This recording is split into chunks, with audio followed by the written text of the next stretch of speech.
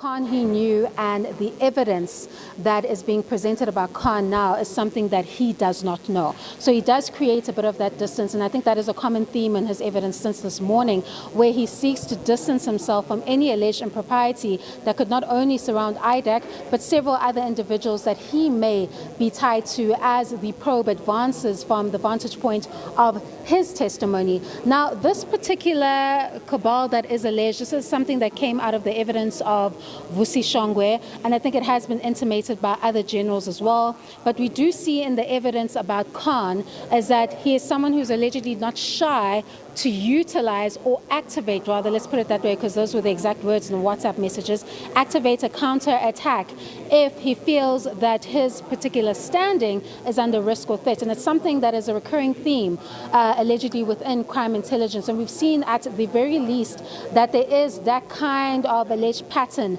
that you can formulate around Khan, whether it is the surveillance, the alleged surveillance of journalists, or activating that counter-attack, as I've stated in those WhatsApp exchanges as we saw it. So if you take that particular information and then you look at what is taking place with crime intelligence now,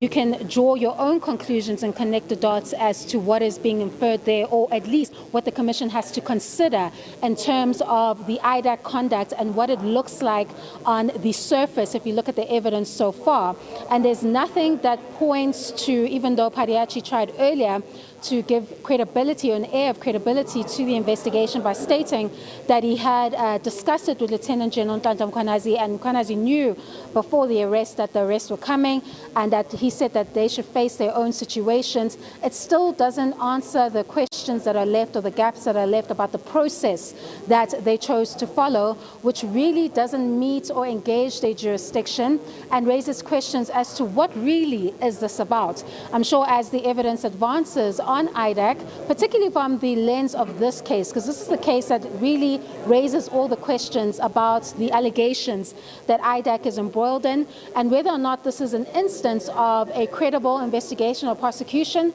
or is this something about the alleged SAPS factional wars and IDAC allegedly being used as a tool in that. But certainly, as things stand right now and what Padiachi has presented, it's not clear why he went forward with that investigation when the complaint itself by Fediel Adam not only had all those discrepancies, but also did not meet the requirements of a Section 27 referral. It was also quite